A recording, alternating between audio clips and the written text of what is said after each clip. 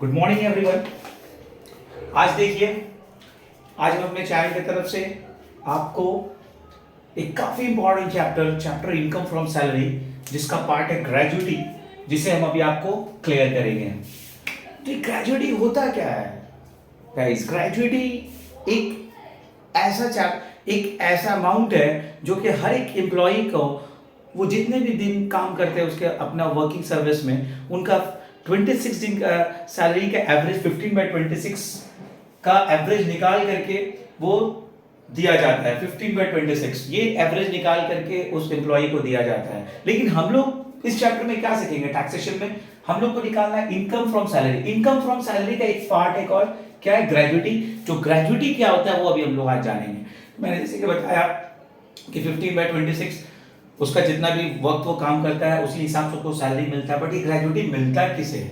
तो मिलता किसे है तो ये पहले जान ले कि मिलता है, हम लोग दो तरह के एम्प्लॉय होते हैं, एक होते हैं गवर्नमेंट एम्प्लॉय और दूसरे होते हैं नॉन गवर्नमेंट एम्प्लॉय। और कब मिलता है पहले हम ये जानेंगे कब मिलता है। अगर कंटिन्यूएशन ऑफ सर्विस में अगर कोई भी एम्प्लॉय अगर सैलरी उठाए, ग्रेजुटी का पैसा अगर उठा ले तो वो फुल्ली टैक्सेबल, उसे टैक्स देना पड़ेगा।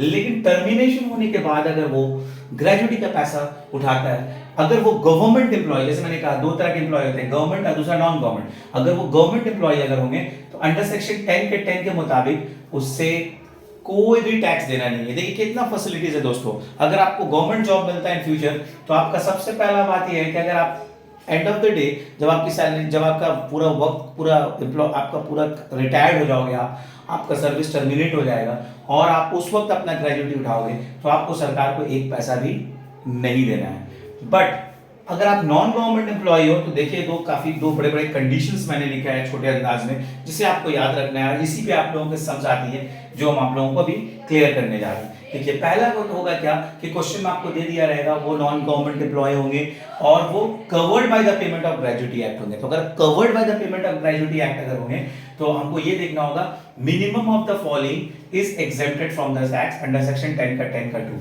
Minimum of the following exempted है। तो मिनिमम क्या है? आपको कितना ग्रेजुटी मिल रहा है? स्टैट्यूटरी अमाउंट कितना है? 20 लाख रुपए। 15/26 into completed year of service into salary per month. Salary per month का मतलब क्या होता है? बेसिक और डीए। ठीक है, तो चलिए अभी हम लोग जानेंगे 15/26 तो है ही, but completed year of service में स्टैट्यूटरी अमाउंट, मैंने ये नहीं कहा, स्टैट्यूटरी अमाउंट जो है ये फिक्स रहता है दोनों केसेस में, ठीक है, जो कि है 20 लाख रुपए और ग्रेजुटी दी रहेगी। तो कंप्लीटेड ईयर ऑफ सर्विस में आपको यहाँ देख रहे हो 8 ईयर 9 मंथ्स। 8 ईयर और 9 मंथ्स को सिर्फ हम लोग कितना कंसीडर करेंगे? 9 इयर्स, क्योंकि 6 मंथ्स के ऊपर जो भी फ्रैक्शन अगर जो भी मंथ आएंगे उसे हम लोग 8 इयर्स अगर होगा तो 9 इयर्स हो जाएगा, अगर ये 7 इयर्स होता तो ये 8 इयर्स हो जाता।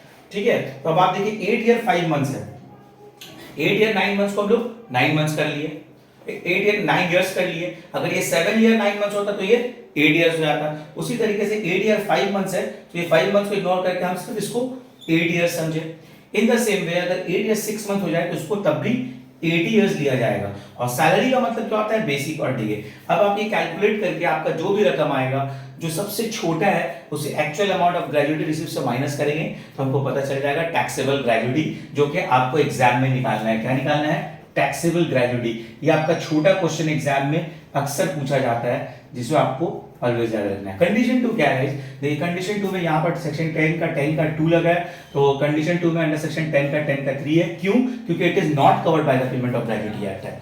और अगर not covered by the payment of gratuity act हो तो आपका actual gratuity receive will always remain same. Statutory amount भी आपका कुछ नहीं लग रहा है। अब आप आइए नीचे, तो 1/2 into completed year of service. Completed year of service में इसमें आपको फ्रैक्शन को इग्नोर कर देना है, कोई भी फ्रैक्शन नहीं लेना है। अगर 8 ईयर 9 मंथ्स हो तो उसे 80 इयर्स लेना है। और लास्ट में अगर आए तो हम लोग एवरेज सैलरी पर मंथ में, तो आपको एवरेज सैलरी खास करके याद रखना है, ध्यान रखना है। एवरेज सैलरी मतलब जो भी मंथ में अगर कोई एम्प्लॉय अगर रिटायर होता हो, जैसे कि अभी अप्रैल चल रहा है, अप्रैल 30 तारीख है, ठीक है, आप आज ही रिटायर होते हो, बट आपको पूरा अप्रैल महीना को ही इग्नोर कर देना है। यानी आप 15 अप्रैल को भी अगर रिटायर्ड होते हो तो आपको पूरा अप्रैल महीना को इग्नोर कर देना है। तो दैट मीन्स आपको मार्च महीना से लेकर उसका लास्ट 10 मंथ्स में आना है, preceding the months 10 months salary preceding the month of retirement. मान लो 15 अप्रैल को रिटायर हो गए, ठीक है, तो आपको अप्रैल का खर्चा अप्रैल मंथ को छोड़ करके मार्च से लास्ट 10 मंथ में जाना है। सो उसके बाद जो भी आपका टोटल निकलेगा उसका एवरेज निकालोगे, बेसिक सैलरी डीए जोड़ोगे तो आपका ये भी कंडीशन क्लियर हो जाएगा। इसमें भी आपको मिनिमम लेना है और एक्चुअल ग्रेजुटी रिसीव जो भी अमाउंट होगा उसे माइनस कीजिएगा तो आपका इसमें भी टैक्सेबल ग्रेजुटी क्लियर हो जाएगा। और आखिरी बात यह है कि कोई भी टैक्स नहीं दी जाती है किसे after the death of employee. अगर कोई एम्प्लॉय का कोई डेथ हो जाता है तो वो फुल्ली एक्सेप्टेड है टैक्स से।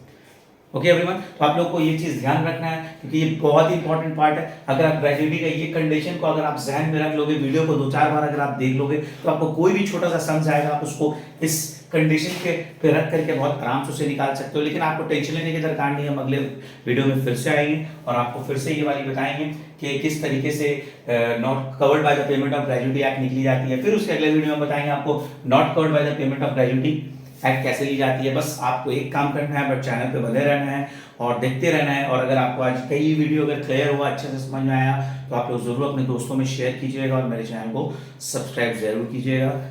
तब तक के लिए थैंक यू वेरी मच।